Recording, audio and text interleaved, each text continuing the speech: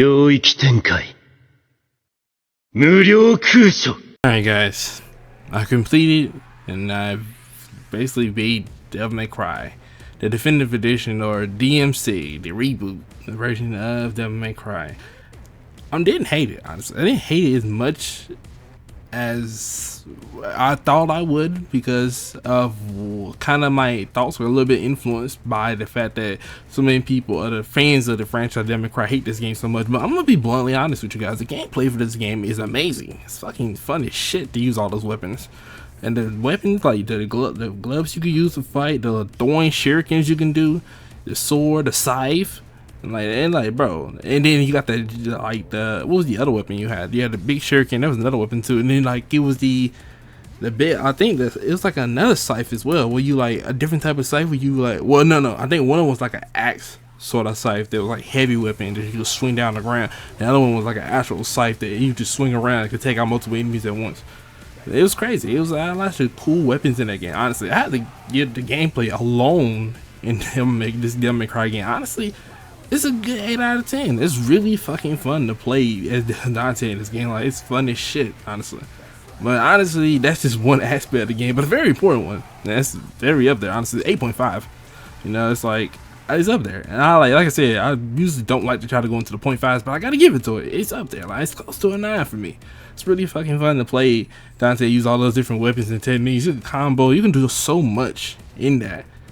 It's like you didn't really get that feeling from Devil May Cry until like Devil May Cry 3, and then that's because, well, you know, the first two Devil May Cry games came out earlier. But let's get back to the subject at hand. Yeah, the story is yeah, okay. Let's break this down a bit. Let's start from the beginning. All right, Dante wakes up in the trailer. He's wasted after he just got done having a wild night with the ladies. And then this girl Kat shows up, tells Dante he's being hunted. I thought this hunter was going to play a bigger role the way they were describing him in the beginning. I thought he was going to be something really powerful. Not really. He came into play, beat his ass. I was done with that. And then what happened after that? Kat would take him on to meet Virgil. Now I think this is where the story goes fucking haywire. This is where the story starts to fuck itself over bad. Because honestly, his design is what kind of threw me off a bit, but I got used to it quickly because PlayStation All-Stars. I played with them so much in that I very much got used to the design very quickly. I just never played the game up to this point, so I was very aware of his design. I didn't never see what Virgil looked like in this version of the game, and I have to be honest, he really had the kind of like prep boy haircut going for himself a little bit. I don't know what the hell they were thinking with that. I mean, he definitely should have just gave him the slip back cut. It was much cooler. It's much cooler for Virgil. Virgil was like, he was there, he was like the tech guy, which is weird. It's a weird place to put Virgil at. Virgil would never be a tech guy. It's not in Virgil's nature, to be honest with you guys. It's not in Virgil's nature to be a tech guy. The guy who sits behind a computer. Virgil has been a solo act. It's not like he's against working. Well, actually, yeah, he actually doesn't like working with his brother. He only works with Dante when he only has no choice but to work with Dante. Hence, at the end of Devil May Cry 3, when they had to take down the Mary's father because he pretty much had a power of Sparta, he had no choice but to work with Dante to take him down. But Virgil wouldn't willingly do it. And even in his reboot version, I feel like they definitely pushed Virgil in that direction that was vastly different from his original counterpart. But then again, I won't say it's too different, because under all the changes they made to Virgil, underneath that, deep down, that original Virgil was still there. Because in the end, I knew from the beginning that when Virgil was like he wanted to save humanity, take down Mundus, there was some other goal behind it. Virgil being Virgil wouldn't just be doing that for the good of his own heart. Like, Virgil had some greater means for doing it, and lo and behold, we saw at the end of the game, he was like, now that Mundus dead, we can rule the world. And like, as soon as he said it, I said, "Ah, shit, here he go. There he go. Then go ahead and start."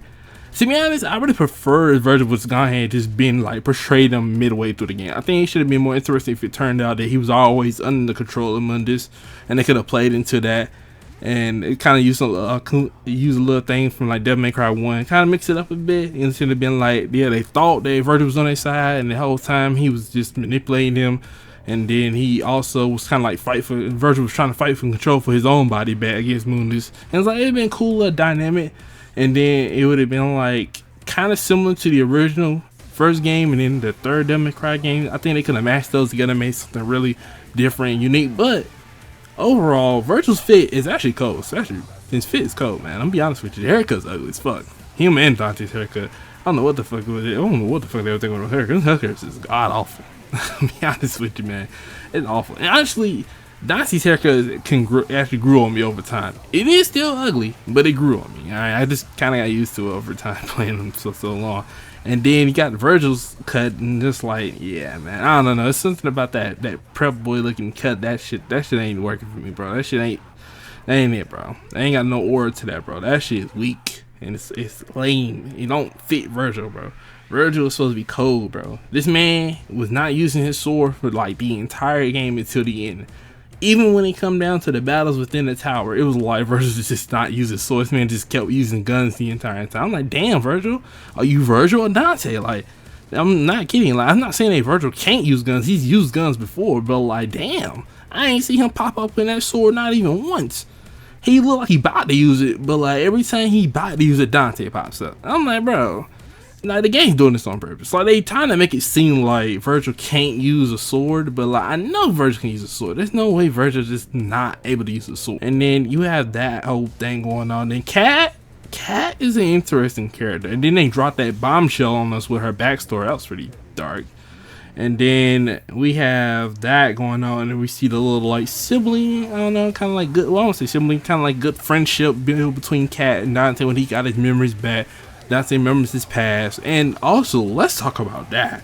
Alright, not talking a lot about Virgil, but let's talk about the past thing. Let's talk about how they just made Sparta a fluke, a weakling. That boy ain't do shit. That boy was weak. What do you mean Sparta was in their lives and only to still get washed and their mother still die? Mundus ate their mother's heart. Then you have, well, that's still similar, of course, but it wasn't Mundus who did it. Mundus technically, well, he did do it, but he sent his own minions to go take over.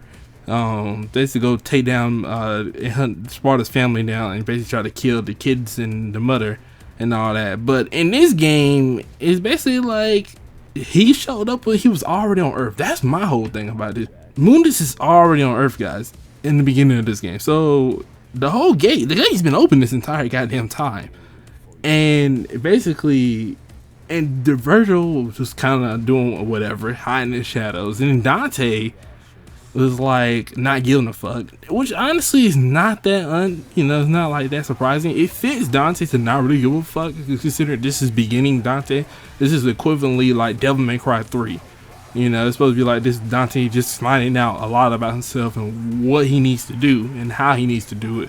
Virgil, on the other hand, Virgil should be the one who already knows everything, which he does know everything. But Virgil still sitting behind a computer is crazy when he can easily, in the final fight between Dante and Virgil, showed it.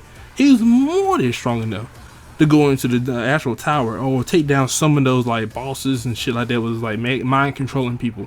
It could have been more than easy for Virgil to do, but Virgil was just standing hiding. He was like, Dante, he was like, Moon doesn't know about me. He was like, you can just do all the work for me. Okay, like what the fuck? Like, bro, Dante did all the work, bro. I'm not kidding, bro. This man did all the work. The only thing Virgil did, and I mean, I'm not kidding when I say this, he shot the pregnant woman who had Munda's child. That's about the only thing I could think. He hacked some shit. Yeah, like, I'm gonna be honest. The ending is what it really started to feel like that. Yeah, he was starting to become more like the Virgil we know. He was definitely heading down that path, becoming like the Virgil we know. But I'm gonna be honest, it just don't work for Virgil to be this little tech guy and then try to play like he just didn't like do it. But then again, I like that he was doing this on purpose. I felt like he was like playing that role of like he didn't know how to fight or something like that. Like, there's no way he carried that sword around and he just didn't know how to fight. He didn't pop that bitch open not one. He popped it open like once, and that's when the place got raided. And then after that, he kind of just like not used the sword. He just kept using guns and running and hacking and all that. I don't even know if like the original Virgil was even good at hacking shit like that. I don't think he would care enough. Virgil would just cut through the shit. That's like, that's my whole thing. Like, Virgil would cut through the shit. So why the fuck is this Virgil just hacking shit? Why are they part angel? Who thought that was a good idea? And the worst part about it is that you're part angel. I ain't getting no angel powers. The only thing that was closely related to angel that Dante got was the glide shit. And is that really an angel power, or is that just me gliding in the air? I mean, I guess like it's supposed to be like an angel power, but like I'm pretty sure it felt like I was just more using demon powers than anything. And also, I kind of miss the old Devil Trigger form. Actually, I do. Don't get me wrong, the white hair form is cool, and the red cat jacket is cool. They could have kept the red jacket thing, but I think they fucked up by not making Dante's hair white from the beginning. I don't know why they just didn't make it white from the beginning. Why they made his hair turn white a transformation, but at the end of the game, his hair turns white, and it basically becomes permanently white. At some point, you start to see over time that Virgil's hair becomes, not Virgil, but Dante's hair becomes more and more white, and it becomes permanently white, and that kind of comes a thing. So, and back to this whole Sparta's a folder thing, bro. This man is trash, bro. He's trash, y'all. He is trash. Like, I'm not kidding, guys. He is trash. His wife died. He took Virgil and Dante and put them in different orphanages, and then he wiped their memories, and then he got captured and tortured. He basically was just tortured for eternity. Trash. What the fuck you mean? Trash. He's trash. He's supposed to be the right hand man of Mundus. That's still the same, but he's basically garbage. Like, this ain't the same person who fought off thousands and thousands of demons and millions of demons by himself and sealed off the demon world and the earth. Which I think he did do that. Still in this story, he did do that. But I mean, they kind of got undid because he got captured very early on. Because after that whole thing went down, he injured Mundus, and it took a long time for Mundus to recover. That's how, you know, so much time passed before Mundus would try to attempt to bring the demon world over to human world and try to open the gate once again. And you know, that's like that whole thing go down. And like Sparta just kind of like, he washed, bro. He's washed in this game. That man's a folder, bro. That man's absolutely garbage. I'm like, I don't even know what the fuck that. Calling him the son of Sparta means nothing in this game because Sparta is a folder. I'll be honest with you guys, he's folder. Like, there was like the mother got devoured. It basically, Mundus ate her heart. And like, what does Sparta do? Like, and then he was like he was like basically kind of had a human form. I guess they was like trying to hide amongst the humans and shit. But it's like she's an angel. So you telling me she ain't had no power fighting against Mundus? Like, I don't know about it. Maybe I'm just like the overthinking the shit. But that's why I said the angel shit was stupid. Her being an angel was crazy because Mundus is the demon king. He is powerful, but like, I don't know, maybe she just was a regular angel. I don't know. Maybe she's a regular angel. But why did Sparta just not help her fight? Instead of just... I guess he had to protect the kids, man. I'm getting a bit of feeling that he had to protect the kids, so he had to run away with Virgil and Dante. And then that's how all that happened. But yeah, it's still stupid because it's more interesting where they're half demon and half human. It really gives them a strong connection to humanity. Them being part demon and part angel, there's no humanity in that. It's just Dante just choose to protect humanity. They look human, but like there's nothing about it. And that's the whole thing about them being part angel, part demon. Why do they look so human? Why do they look so human? If that's the case, why do they look so human? I don't think they should look as human as they do if that's the case. Why is his transformation only just him getting white hair instead of him getting wings or something like that? He ain't get no wings. He ain't get no like no demon or like angel wing transformation. He ain't get nothing like that. That man Dante just got white hair and a red coat. And don't get me wrong, it is cold, but still, I wanted more, bro. Like I thought it was gonna like the final battle between Virgil and Dante. I thought Virgil was gonna show Dante like, yeah, he's like there's something. He's like that form of yours is incomplete. Let me show you a true Devil Trigger. And he actually goes into the demon Devil Trigger form. But nope, we didn't get that. No, we didn't get that. So like, yeah, man, it's fun fights. I'm giving that. They got some A tier fights in this game. Honestly, a lot of the fights, boss fights, are really fun to play. Mundus is weak. Honestly, Mundus was like the weakest shit. Oh, let's talk about Mundus real fast. All right, Mundus. All right, the Demon King. All right, Mundus is a bald old businessman. In other words, he's your average evil CEO of a huge video game company. If to put it simply. He's your average guy that makes the bad decisions. If I had to really compare him to anybody, he'd be like somebody, the previous leader of Activision, something like that. That's who he put your mind of, you know, just evil. He got the evil ball look. He's fat. He's short. He wears a suit, and the only thing that makes him different is that he's basically he was banging a demon, random demon, and got that demon pregnant. What the fuck was that about? Like, I don't know if he just became human for a little too long and the desires built up, but that was also very, very disturbing to watch. I don't know, God, I'm now thinking about that, was just really disturbing. But yeah, Mundus, man, he took on a human form and he's like, I'm just evil. I'm evil. I'm demon. I'm Mundus. You know, like, you can't stop me. I got the power of the Hellgate. I'm immortal by the Hellgate.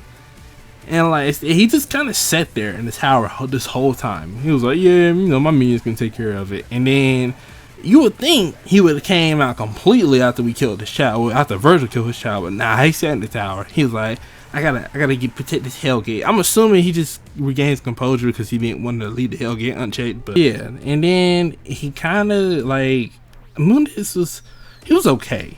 Okay, he was okay. He was definitely much more interesting and fun. He was much more menacing, in my opinion, in the Devil May Cry 1 game. He was much more menacing for that, yeah, for his character, honestly, because it's like, I think it just would have been better. And honestly, why did they use Mundus for the first game? That's another question I have to ask. Why Mundus?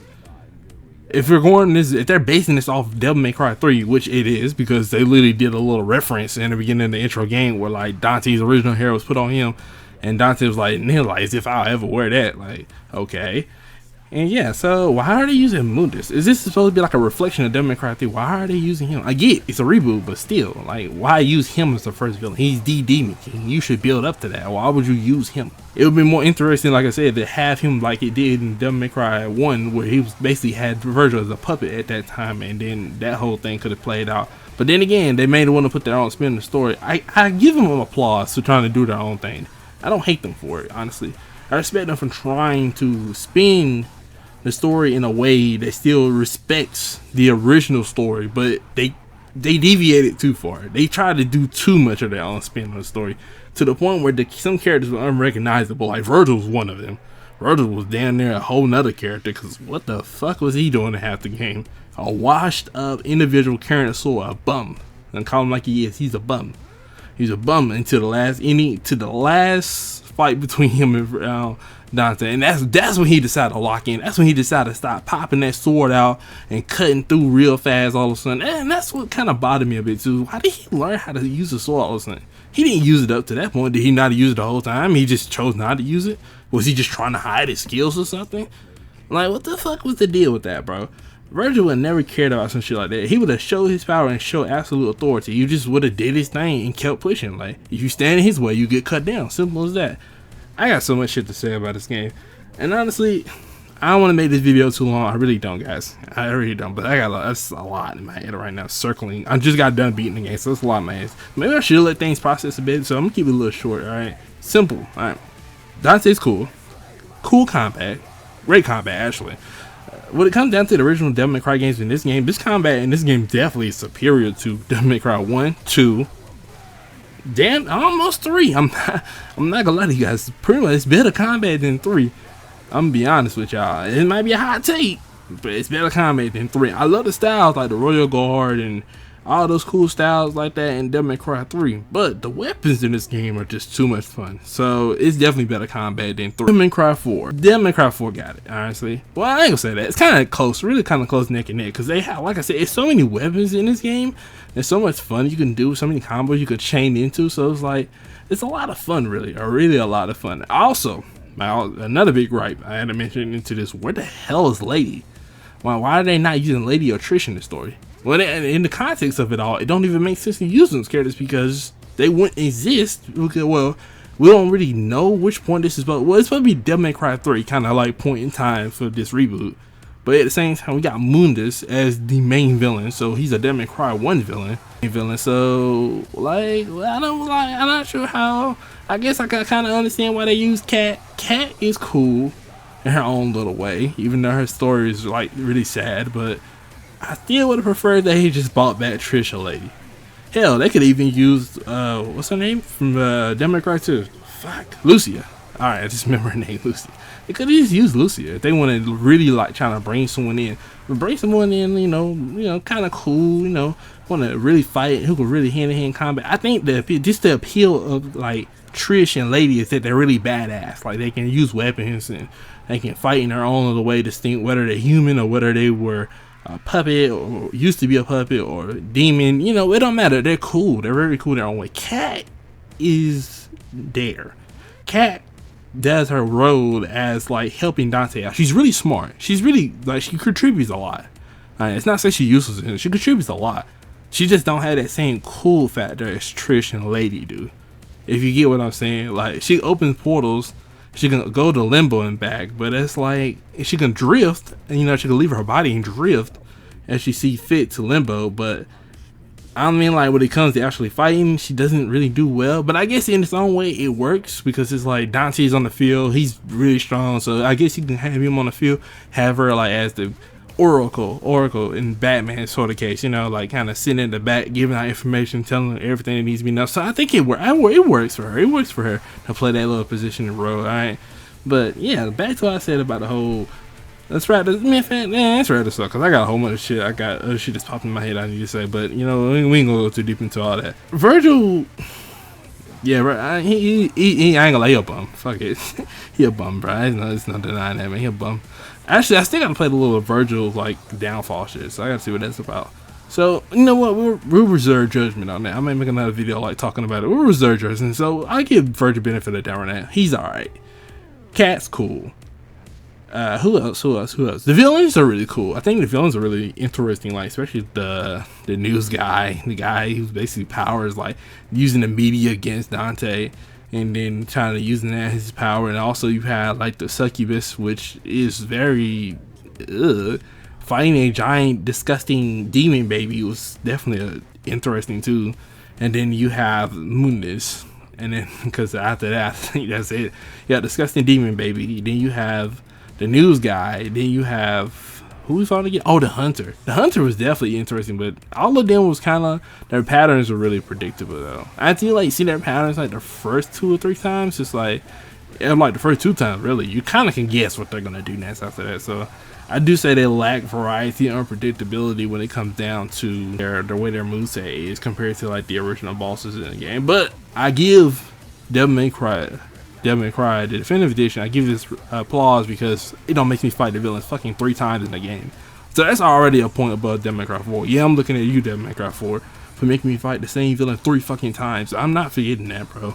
I'm not forgetting that at all. Alright. So, and you too, Devil May Cry 3. Honestly, I let you go though, because I kind of didn't mind it that much, because you did kind of mix it up a bit with the final villains in the end of that when you went to the portals. But I still didn't want to fight the same villains again. It's not really fun to fight the same bosses again because it's only so much you can really gain from that. Other than they just want to pad out time. This game didn't do that. This game made you fight the bosses once. You're done. You move on. All right. And then yeah, I think Virgil's fight is really fun. Mundus is such a like weak fight. Honestly, it's just him coming. He basically became the same monster for Devil May Cry 2. It was like kind of coming out of the city in the intro. That's basically what Mundus became at the end. And then he just became a glob of the city. That's literally what he became. Like, I wish I'm making that up, guys. He became the exact same monster from Devil May Cry 2. I wouldn't be surprised if that is what inspired him to make his final form look like that. It definitely should have had just used the form from Devil May Cry 1. I don't know what the hell they was thinking when they decided to do that. And when he's a demon king, why not make him look like a demon? That wasn't really much of a demon. Like, they just wanted something big, I guess. And they thought that was the best solution. So, yeah, I could see it, but it wasn't the best choice at all, honestly. So overall, Devil May Cry Definitive Edition, DmC Reboot, man. 1 out of 10, 1 out of 10. Where we sitting? 7 out of 10. Right? 7 out of 10. I don't hate it, but there's a lot of things I don't like about the game either. But the gameplay carries it a lot, honestly. The gameplay and the bosses, like the mini bosses, of course, before you get to Mundus, is like what carries it a lot. I find the bosses to be really fun. I find the gameplay to be really fun. I find Dante to be pretty fun, honestly. And as a character, he's not that bad. He starts off as an arrogant bastard, but over time, he becomes a pretty cool guy. You know, he actually pretty really good, decent guy. And his Virgil just gets worse over time. And yeah, Cat's cool character. Mundus is lame. He's Devil May Cry 1. Original stuff is definitely way better. I mean, like, he kind of gave out reasons, but like, Mundus is a demon king, and then like, he cares so much about this baby and shit. I don't know what the fuck that was about. Well, he was like, "Why'd you kill my baby?" I mean, it's a demon spawn. Like, what the fuck did you think I was gonna do? Keep it alive? Like, what the fuck? Like, why did he care so much about a demon baby? Mundus, you would think a character like like Mundus wouldn't really care too much something about that. He would just like make another spawn with another random demon lady. I like, why would he care so much about that, bro? I just don't feel like Mundus would care about some shit like that at all. And also his goals were strange. He was like, I came to Earth and it was in chaos. He's like, I brought order, I brought justice to the world. Mundus wouldn't care about some shit like that. He would just live and thrive in carnage. If anything, what Dante was doing would be something Mundus would love, because he would just be bringing destruction and order. I mean, I wouldn't say that Mundus is complete mindless chaos, but I mean, he's a demon king. I mean, he's ruled with an iron fist. Like, yeah, he probably does want some sort of order when it comes to following and listening to his orders, but other than that, I don't give a fuck about what happens, as long as there's just blood and carnage whenever he sees fit. So yeah, 8 out of 10. All right, well, 9 out of 10, my bad, I say 8 out of 10, 7 out of 10. That's what I'm sitting there right now. And yeah, I don't know, I had to rank these Devil May Cry games at some point. It's not as bad as people say though. Definitely not bad. The story leads much to be, the story sitting at a good 7 out of 10. It was 6 out of 10 to be honest with you. There's a lot of shit about that story I don't like. But the gameplay is definitely 8 out of 10. But the overall game for me is 7 out of 10. So yeah, that's it, people. You know, that's all I got to say for Devil May Cry, the definitive edition. You know, or better known as DmC. And yeah, it was a good little reboot. They did a great job with the combat, though. A really great job. They did an amazing job with the combat. It's really fun. I actually would have been really curious to see where they was gonna take the story of this game going forward. But yeah, you know, it's been really interesting. But I guess we just had another timeline where we all lived to see DmC 2 and where that would have went. One if it turned out like Devil May Cry 2. Oh dear God. It might not be the best timeline at all, but that being said, folks, thanks for watching. I hope you guys enjoyed the video. Like video, outside the video. Tell me what you think in the comments below, and tell me what are your thoughts when you played DmC, the definitive edition or Devil May Cry Reboot. What were your thoughts on it? Did you hate it? Did you love it? Were you kind of iffy about it? You know, like well, I do got a personal question for you guys. What are your thoughts on Virgil as a character? Honestly, I'm really curious. Like, what are your thoughts on Virgil and Mundus' characters? I'm just curious. As someone who played the original and also played these, and now I'm just playing this one, the last on the list. So it's like, hey, I want to know. I want to know if my thoughts are justified, or maybe I'm just like being extremely biased because like I prefer the original. So, you know, maybe, but. I hope you guys have a great day. I'm Special. I'll keep you guys next time. See ya.